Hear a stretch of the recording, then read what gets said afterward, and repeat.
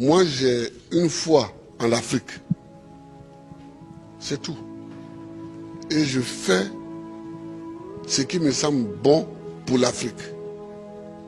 C'est ça que je fais. Le reste, c'est pas important. Celui qui veut être riche, il ne faut pas qu'il vienne faire la politique. Si quelqu'un fait la politique et qu'il devient riche, c'est qu'il est voleur. La politique n'est pas là pour enrichir les gens. En politique, on te donne les moyens pour que tu vives correctement, mais il y a un travail à faire. Si celui qui veut être riche, il fait des affaires. Il ne devient pas professeur, il ne devient pas journaliste, il ne devient pas caméraman, il ne devient pas homme politique. Ce n'est pas des métiers où on devient riche, ça. Ce n'est pas des métiers où on devient riche. Ça, c'est la première leçon que je voulais tirer. La deuxième leçon, c'est que tu peux partir de zéro et tu peux arriver au sommet. Pourvu que tu saches dès le départ où tu veux aller. Et que tu prennes les moyens pour arriver où tu veux arriver. Je me rappelle toujours d'une discussion que j'avais avec mes amis au lycée classique. On était un certain nombre qui voulions devenir président. Chacun dit va devenir président. Et il y en a un qui m'a dit, moi je vais d'abord faire les affaires, parce que sans argent on ne peut pas faire la politique, on ne peut pas devenir président. Et je lui ai dit, moi, c'est parce que je ne vais pas faire les affaires, que je vais être pauvre, que je vais avoir les mains propres et que je vais devenir président. Aujourd'hui, mon ami, il a eu beaucoup d'argent, effectivement. Il a beaucoup d'argent, mais il n'est jamais devenu président. Il n'a jamais même été candidat. Voilà, il n'a jamais été candidat. C'est-à-dire qu'il faut savoir ce que tu veux longtemps à l'avance. C'est-à-dire qu'il ne faut pas découvrir les situations de façon opportuniste. Il faut savoir ce que tu veux être, ce que tu veux faire. Et tu te traces ta ligne de conduite. Donc tout ce que tu fais dans la vie, moi j'ai fait histoire pour devenir président. Sinon, la bourse qu'on m'a donnée pour aller en France, c'était pour faire professeur de latin et grec. Quand j'ai commencé vraiment à militer, je me suis rendu compte qu'il me manquait l'histoire de l'Afrique pour poursuivre ma route. J'ai changé. J'ai changé. Et j'ai fait histoire parce que c'est ça qui me manquait pour connaître d'où on vient et où on peut aller en connaissant d'où on vient. Je vois des gens qui découvrent qu'il y a un fauteuil à côté, ils peuvent s'asseoir dessus. On ne s'assoit pas dessus comme ça. Le fauteuil, il est à côté, il semble vide, mais il a un propriétaire.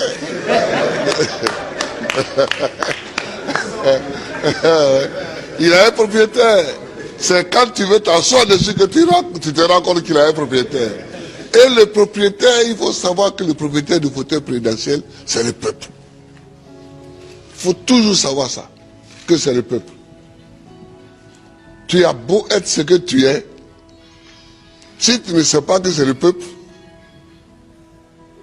et que tu ne te conduis pas en conséquence, tu ne peux pas t'asseoir dessus. C'est tout ça que moi j'ai envie que les Africains sachent. Et puis, il faut aimer son pays, il faut aimer l'Afrique.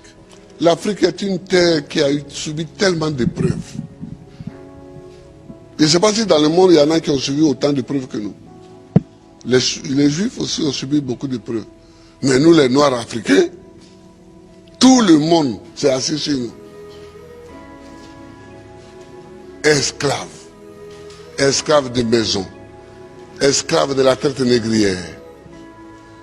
Colonisés. Torturés culturellement. Parlant les langues des autres. Tout ça. Décolonisés. Mais nous, on a des grands combats à mener. Et les grands combats que nous avons à mener, ce n'est pas pour se venger des gens, c'est pour au moins être homme aussi, comme les autres. C'est ça qu'on appelle la dignité. Que quand tu passes, il faut qu'on sache au moins que c'est un homme qui passe. C'est tout. C'est tout ce que nous voulons. C'est tout ce que nous recherchons. On ne cherche pas à dominer ceux qui nous ont dominés hier, à nous venger d'eux, à faire ceci. Non, non, non. On veut qu'on reconnaisse que nous sommes des hommes au même titre que les autres. Mais ça, si nous-mêmes, on ne prend pas les moyens, qu'on est toujours chez eux en train de mendier, et que les gens même, tu vas mettre l'argent chez eux en achetant les bâtiments, et puis eux-mêmes, ils te dénoncent. Que voilà un voleur. Comment? Je vous amène l'argent, vous me dénoncez. Mais je vous amènerai rien. Ah oui, moi quand je vois des chefs d'État africains qui sont dénoncés en Europe, parce qu'ils ont investi en Europe, ça me fait pitié pour l'Afrique. Ça me fait pitié pour l'Afrique. Ça me fait pitié pour l'Afrique. Donc, oh, il ne faut pas faire pitié. Il ne faut pas faire pitié. Quand tu passes, il faut qu'on dise que voilà un homme qui passe. C'est tout ce que nous cherchons aujourd'hui, c'est notre combat. Ça. Moi, que si je ne passe pas les vacances en Europe, mais est-ce que je ne suis pas président? Je suis président. Si je mets mon pied sur un sol européen, c'est qu'il y a une réunion à laquelle je dois participer pour que la Côte d'Ivoire gagne quelque chose. Sinon, je cherche quoi chez les autres? Je ne cherche pas quelque chose chez les autres.